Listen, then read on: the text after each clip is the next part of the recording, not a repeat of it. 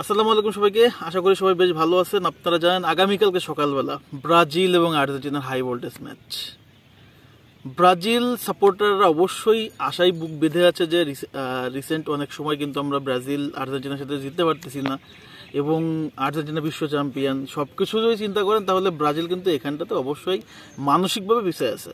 আর্জেন্টিনার হয়তোবা টিমে মেসি নাই, হয়তোবা আপনার লাউতারো মার্টিনেজ নাই, তারপরও টিমটা কিন্তু গোছালো। এবং লিওনেল স্কলোনি, আর্জেন্টিনার যিনি মাস্টার মাইন্ড কোচ, তিনি কিন্তু এই টিমটাকে এত চমৎকার একটা সুতোই বাড়ছে, যার কারণে সবাই কিন্তু বিশ্বাস করতে বাধ্য না এই টিমটা অবশ্যই জেতার ক্ষমতা রাখে। এবং লাস্ট ম্যাচ আপনারা চিন্তা করছেন যে উরুগুয়ের মাঠে যে খেলছে সেখানে উরুগুয়েকে হারায় আসছে, without Lionel Messi, without Lautaro Martinez.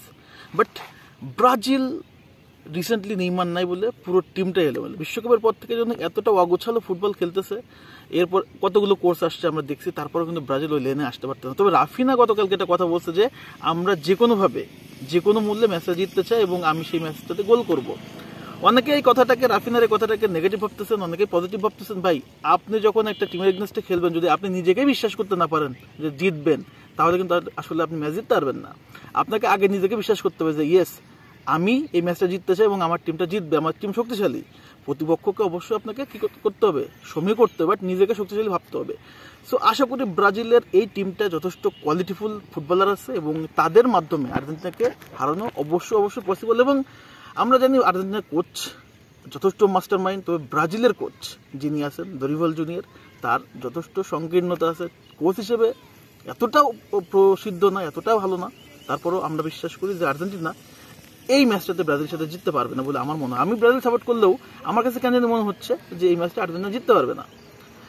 Brazil Argentina ঘোড়া মাটিতে হারাই দিলে হয়তোবা আপনারা এই বিষয়টাতে হয়তোবা আমার সাথে এগ্রি করতেও পারেন, নাও করতে পারেন, তবে ব্রাজিলের এই টিমটাতে যদি দেখেন তাহলে আর্জেন্টিনার চেয়েও আক্রমণে সবচেয়ে শক্তিশালী রাফিনা, রদ্রিগো, এবং এই জায়গাটা আছে ভিনিসিয়াস জুনিয়র। মিডফিল্ডে ব্রুনো গুমারেজ না থাকলেও কিন্তু মিডফিল্ডে যথেষ্ট কন্ট্রোল আছে, সেখানটাতে আন্দ্রে থাকবে, জোয়েলিংটন থাকবে, ডিফেন্সটাও কিন্তু মুরিলো ব্যাক করতেছে। তার সাথে আছে হচ্ছে লেফট ব্যাকে আপনার আরানা, রাইট ব্যাকে ওয়েজলি। সো এই যে চমৎকার একটা গোছানো টিম এবং আর্জেন্টিনার এগনেস্টে এই টিমটা আমরা বিশ্বাস করি অবশ্যই ম্যাচটা উইন হবে এবং ভালো মার্জিন না হলে অন্তত উইন হয়ে আসবে। সো দেখা যাক কি হয়। মাস্টার মাইন্ড করছে লিওনেল স্কলোনির এগনেস্টে খেলবে হচ্ছে আমাদের দরিভাল জুনিয়রের এই টিমটা। এবং অ্যাওয়ে ম্যাচ ব্রাজিল হয়তো বা আন্ডার প্রেশার, বাট জিতার কিন্তু যথেষ্ট শক্তি এবং যথেষ্ট আত্মবিশ্বাস কিন্তু ব্রাজিলের আছে।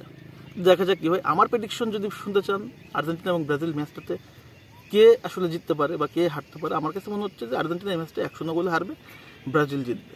সো লেটস সি কি হয়, দেখা যাক। তবে আমি আশাবাদী ইনশাল্লাহ এই ম্যাচটা ব্রাজিল জিতবে এবং ব্রাজিল আর্জেন্টিনাকে ঘরের মাঠে অনেকদিন পর আমরা কিন্তু ঘরের মাঠে দুইবার আর্জেন্টিনার কাছে হারছি, এবার আমরা কিন্তু জিতে আসবো। সো লেটস সি কি হয়, দেখা যাক। সো আপনাদের মতামত কমেন্টস করে জানাতেন। সবাইকে ধন্যবাদ, আল্লাহ হাফেজ।